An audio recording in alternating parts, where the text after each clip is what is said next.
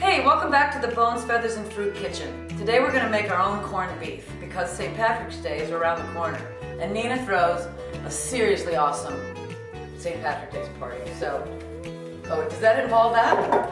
What? Really? What else do you make with it? I mean, we know there's always drinking involved. On St. Patrick's Day. And on St. Patrick's Day, you can drink Irish whiskey, Yes. no bourbon, no scotch. It must be Irish whiskey, Old Bushmills, Jameson, and you can drink some Irish ale. Wine is for sissies on St. Patrick's Day. Okay. And I know none of you are sissies. No. And everyone is Irish on St. Patrick's Day. Yeah, I'm actually only a quarter Irish, but on St. Patrick's Day, I'm 100% Irish. Right.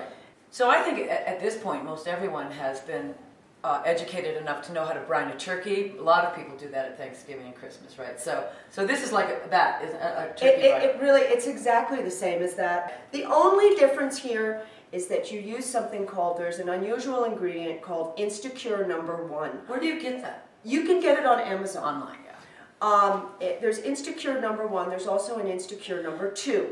Today we're going to use the instacure #1, which is sodium nitrate, also called pink salt, also called prague powder. It is pink. It is pink, and the reason it's pink is simply to differentiate it from regular salt so that you would never confuse it in your cupboard. Right, okay. And so that's the only reason. And instacure #1, what it does is it stops your meat from turning brown. They use it in bacon. You know, if you just cure it with salt, it will work, but your meat will be this really unappetizing brown color. And don't forget, we eat with our eyes first. I mean, that's how. Absolutely. And the other thing that Instacure does is it helps prevent botulism. So this is really very important. This is a really not important a minor ingredient. detail. Yeah. And how long do you cure your corned beef? You want to have a minimum of 7 days, and you can go up to 30 days. Wow, 30 days? Yeah. In the fridge?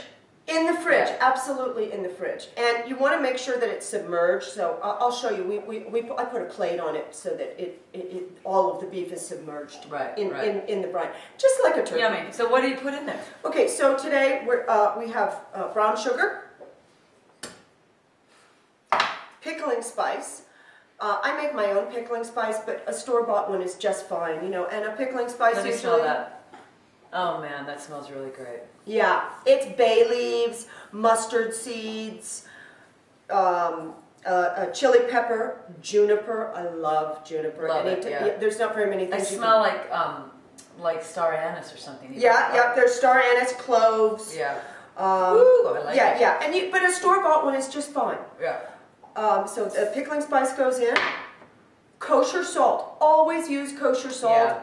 Kosher salt measures differently than fine salt, so please use kosher. And then we're going to throw in the instacure. And then 4 cloves of smashed garlic. Just, you know, give them a whack with the back of a knife. And then I take 1 quart of hot water, and that dissolves everything.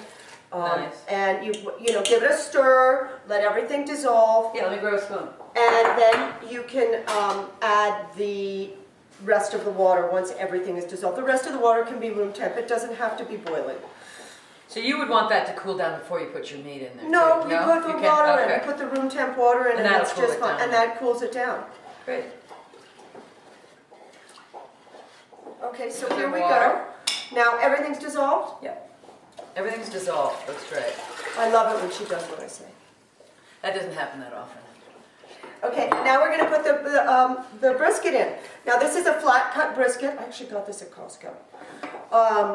And I've trimmed some of the fat off because with corned beef, you don't want the fat. Now if you were making pastrami out of this, which would have a smoking component to it, but we're not doing that today, you would want to keep the fat on. But for corned beef, I don't like the fat. I'm stepping back. That's a big piece of meat, baby. That is a big piece of meat. And then you want to make sure that it's all submerged. Nice. Yeah, and then I put a plate on top of it. And then a cover as well. And a cover. Great. And the plate is just to weight it. Yeah. And so if you come back in a couple weeks, tune in again into Bones, Feathers, and Fruit Kitchen, we're going to show you what to do with that. And then maybe we'll even invite you to the party. Maybe. Yeah. Can you handle your Irish whiskey? That's what I want to know. Well, I'll start practicing now. And by the way, practice makes no perfect. green vomit at my party. Oh, no. No green No, vomit. not on the white carpets. Okay, so we'll see you in a couple weeks when we pull this bad boy out, and we're going to show you how to make it. I make my corned beef. I put, after it's done, I put a glaze on it of Guinness Stout and mustard, and it is off the hook. Sounds so So fantastic. it's fantastic. So come back, and I'll show you how to do that. Bye.